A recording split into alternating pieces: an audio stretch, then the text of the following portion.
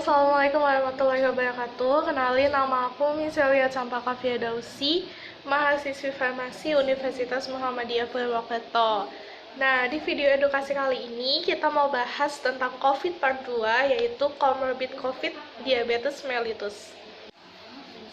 Ya, jadi teman-teman, Corona Disease 2019 atau yang biasa kita kenal dengan COVID-19 adalah suatu penyakit menular yang disebabkan oleh Severe Acute Respiratory Syndrome Coronavirus 2 atau SARS-CoV-2. Nah, komorbid atau komorbitas sendiri adalah penyakit penyerta. Jadi komorbid ini merupakan istilah dari kedokteran yang menggambarkan kondisi bahwa ada penyakit lain yang dialami selain penyakit utamanya. Nah, salah satu komorbid dari COVID sendiri itu adalah diabetes mellitus atau DM. Nah, jadi teman-teman, infeksi pada pasien diabetes itu sangat berpengaruh terhadap pengendalian glukosa darah. Nah, kadar glukosa darah yang sangat tinggi pada penyakit diabetes ini dapat meningkatkan kerentanan atau memperburuk infeksi. Nah, kejadian infeksi ini lebih sering terjadi pada pasien dengan penyakit diabetes akibat munculnya lingkungan hiperglikemik yang nantinya dapat meningkatkan virulensi patogen dari si virus COVID-19 ini. Nah, nantinya juga dapat menurunkan produksi interleukin, padahal interleukin itu sangat dibutuhkan di dalam tubuh, kemudian dapat menyebabkan terjadinya disfungsi kemotaksis dan aktivitas fagosistik. Nah, hal ini dapat menyebabkan terjadinya prognosis yang buruk pada pasien dengan infeksi paru yang juga menderita diabetes mellitus. Nah, infeksi SARS-CoV-2 pada pasien diabetes mellitus mungkin memicu kondisi stres metabolik yang tinggi dengan pelepasan hormon hiperglikemik yang tinggi juga, sehingga dapat menyebabkan peningkatan kadar glukosa dan variabilitas glukosa abnormal gitu teman-teman. Jadi emang diabetes mellitus ini tuh berbahaya banget, apalagi di masa pandemi seperti ini, karena bisa menjadi komorbid dari COVID-19 itu. Nah, selanjutnya apa itu diabetes dan lain-lain akan kita bahas di slide selanjutnya. Ya, oke, sekarang kita bahas tentang diabetes mellitus. Jadi, diabetes mellitus atau DM adalah suatu penyakit yang ditandai dengan terjadinya hiperglikemia dan gangguan metabolisme karbohidrat, lemak, dan juga protein yang dihubungkan dengan kekurangan secara absolut atau relatif dari kerja atau sekresi insulin gitu. Nah, gejala yang dikeluhkan pada penderita diabetes mellitus itu adalah polidipsi, poliuri, polifagi. Nah, terkadang juga terdapat penurunan berat badan dan kesemutan. Nah, di sini kita bisa lihat prevalensinya. Di sini ada peta. Kita lihat prevalensi dari diabetes mellitus itu sendiri. Jadi, dikutip dari International Diabetes Federation atau IDF menyebutkan bahwa prevalensi diabetes mellitus di dunia adalah 1,9%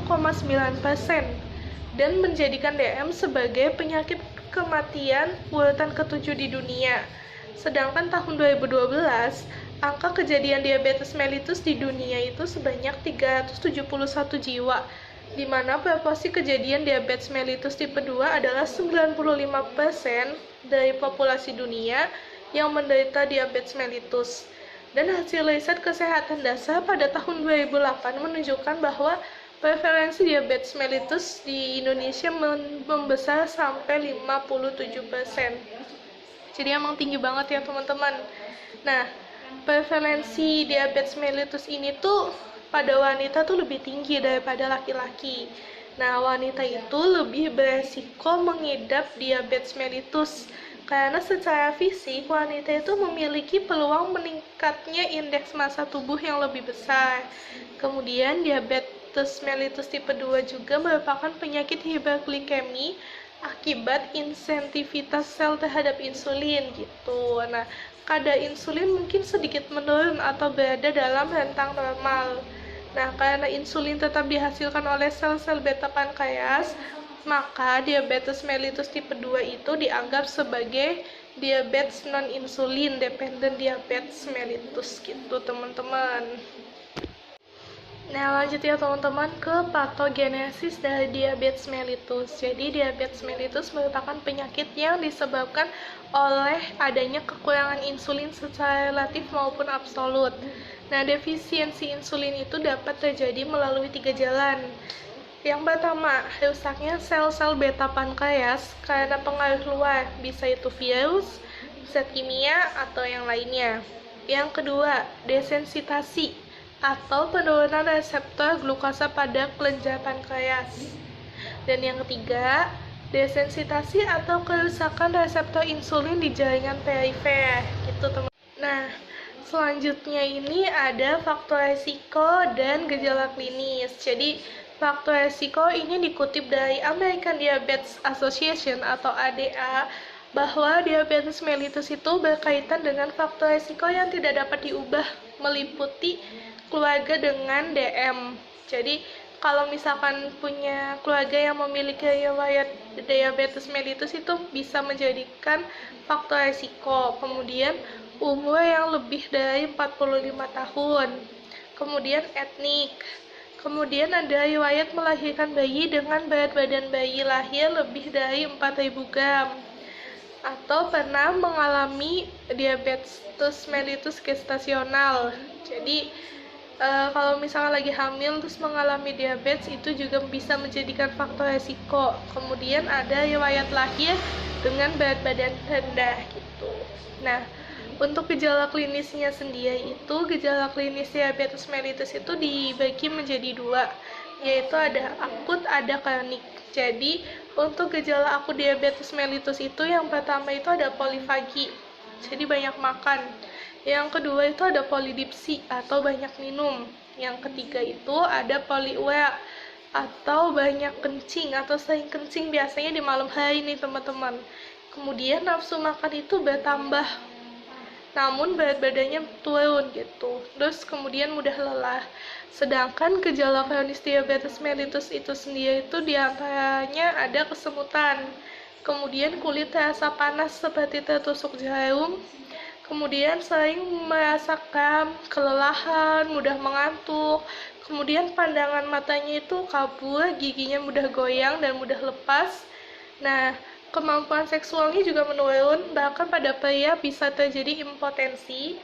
Nah, pada ibu hamil juga sering terjadi keguguran atau kematian janin dalam kandungan dengan bayi berat lahir lebih dari 4 kg. Nah, dari tadi kan kita udah bahas banyak nih tentang diabetes mellitus, prevalensinya, patogenisnya, faktor risiko, gejala klinis, dan lain-lain. Jadi, gimana sih cara kita biar bisa mencegah diabetes itu sendiri? Jadi, di sini ada kiat-kiat untuk mencegah diabetes mellitus. Yang pertama, menerapkan pola makan yang sehat. Yang 4 sehat, 5 sempurna. Kemudian, menjalani olahraga secara rutin. Nah, olahraga itu sebenarnya banyak ya teman-teman, kita bisa jogging, bisa sepedaan, itu juga termasuk olahraga, itu juga olahraga ringan, itu sangat disarankan untuk mencegah diabetes. Kemudian, menjaga berat badan ideal, jadi jangan sampai obesitas. Dan ini gak kalah pentingnya juga ya, mengelola stres dengan baik. Kemudian, melakukan pengecekan gula secara rutin. Nah, mungkin sekian video edukasi dari saya, kurang lebihnya mohon maaf. Wassalamualaikum warahmatullahi wabarakatuh.